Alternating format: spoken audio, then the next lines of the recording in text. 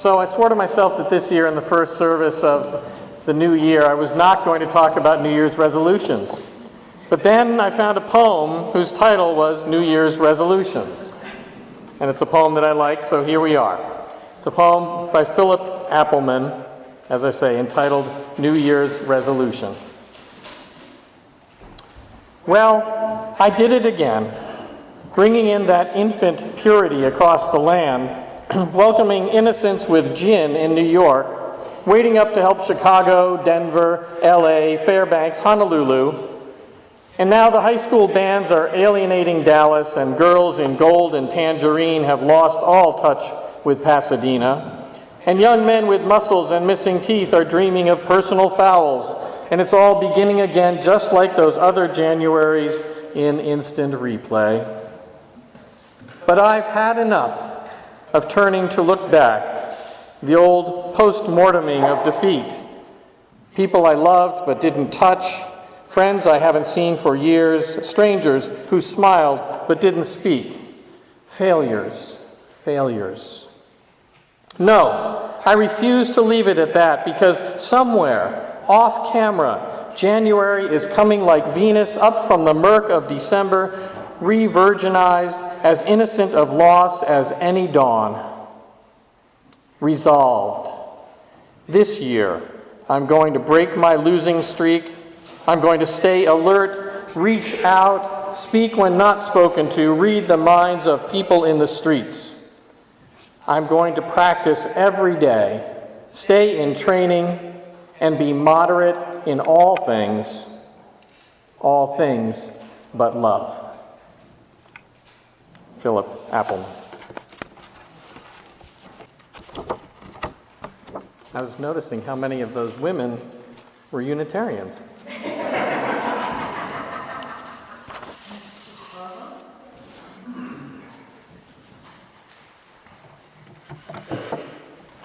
I don't know if you noticed the cover of our order of service today, but it shows the covers of two Shel Silverstein books, The Missing Piece and The Giving Tree. And I have a bone to pick with Shel Silverstein. You may know who he is. How many of you do know who Shel Silverstein is? Yeah, most of you. Okay, so either you came across him like I did when you discovered him and were reading him to your kids, or maybe you came across him as a child yourself. I always enjoyed reading his funny, silly poems to my daughters when they were small. They liked his silly rhymes, and I liked the sly way he slid in some social commentary into many of his pieces. But I have a bone to pick with Shel Silverstein, and it's about these two books, The Giving Tree and The Missing Piece. I know that they are much beloved, that they sold millions of copies. I read them both to my girls as they grew up.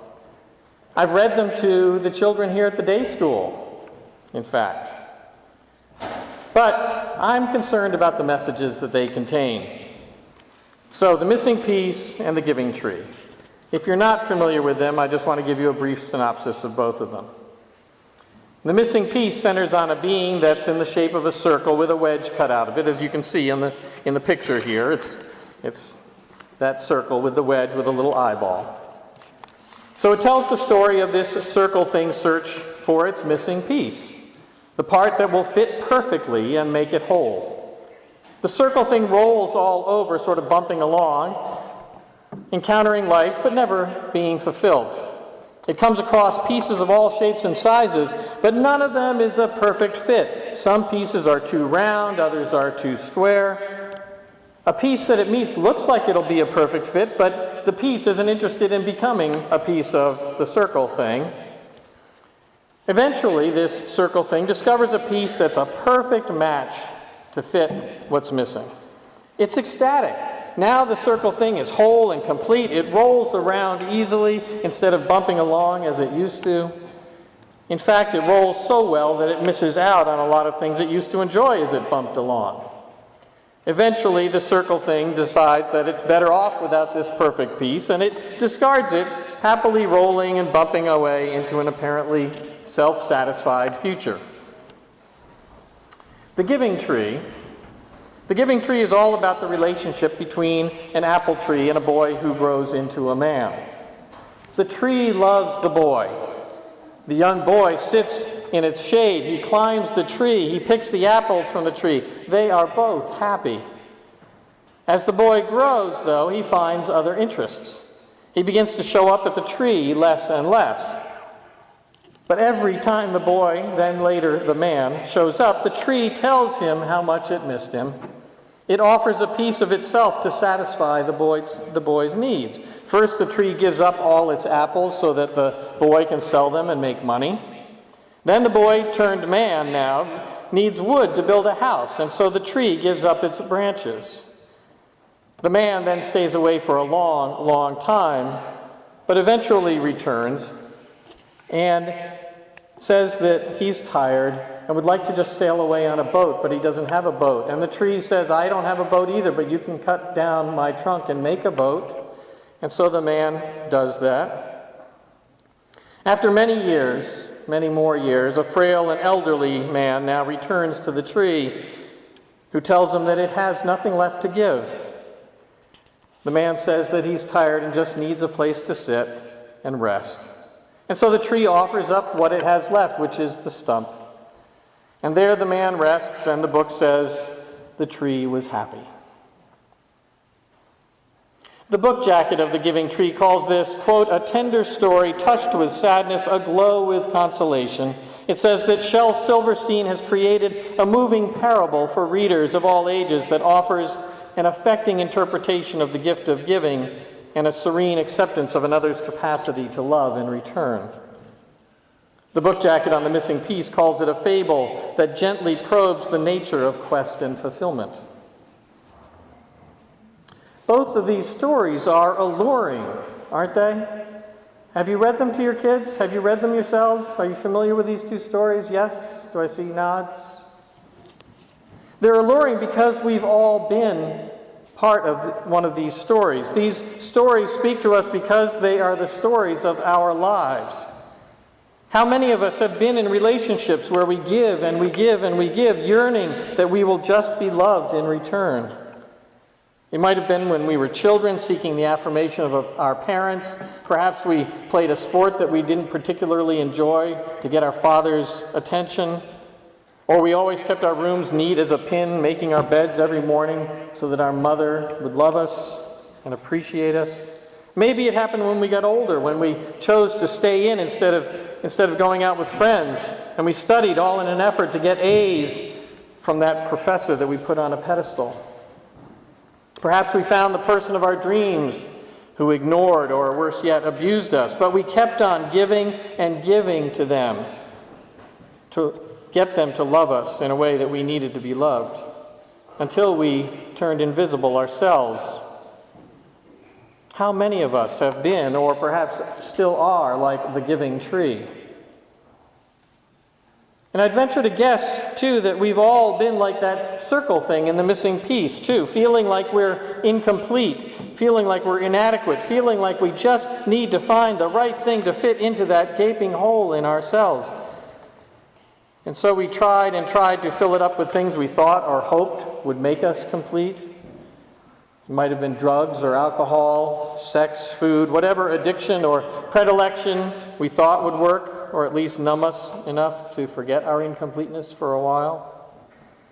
Or we sought out that perfect person, our soulmate, the one who would fit just right and make us complete, engaging in serial relationships that were ultimately unsatisfying because things didn't fit our image of perfection and wholeness. Or maybe we found that perfect missing piece and we still weren't satisfied, so we discarded it in hopes of finding someone or something else that would better satisfy our cravings. So we can relate to these stories. But I wonder how all of that worked out for us. At best, I think it left us feeling like a shadow of our former selves, a mere stump when once we were a magnificent blossoming fruit tree. Maybe we were that piece that was discarded by the side of the road by someone looking for a newer, better model. Perhaps we're still acting like that circle thing on an endless quest, Still looking for that thing, that one thing, that perfect other thing that will make us whole. I know I spent a whole lot of my life like that circle thing, feeling like there was someone or something out there that would complete me and make me truly happy. That yearning nearly cost me my marriage, my family, and my life. Perhaps you've been there too.